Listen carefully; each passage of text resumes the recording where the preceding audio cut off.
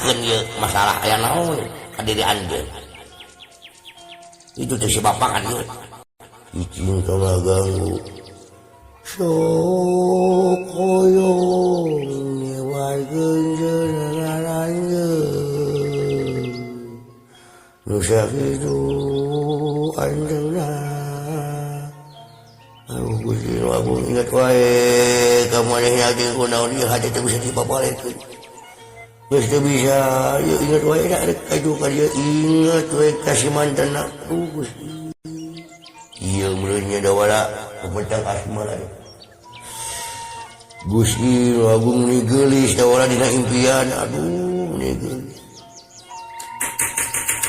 Boa-boa.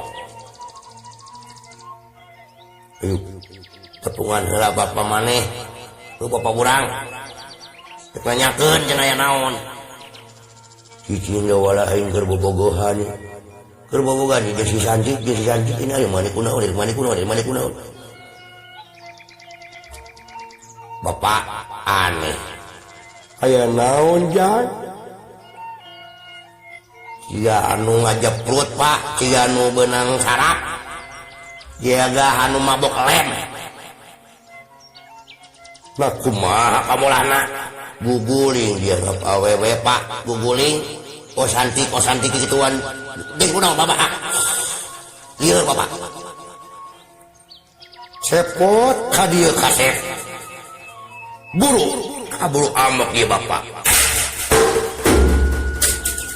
mang aya nyawa babi Gusti aduh Gusti kunaon ieu hate beuti cuma pangabagi pak ditarima jang aya naon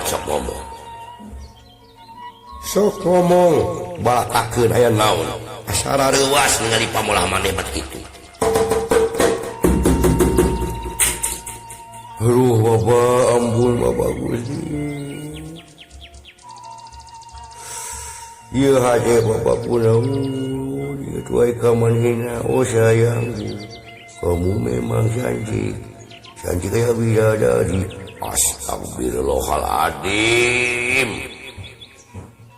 kunaon ya budak kaula jadi kieu imbuna kunaon aduh kunaon astrajinga ieu ibu kunaon hidup jadi kitu astrajinga buru-buru nyariyo kunaon tara-tara pisah sari astajinga ibu jadi melang kase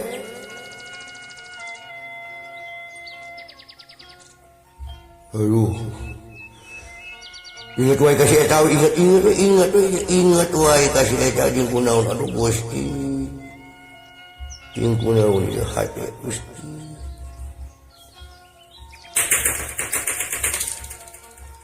aduh itu naon anu beusi horeng ka eta abi itu naon ngajen beusi horeng ka buah abi aduh Gusti kunaon aduh ingat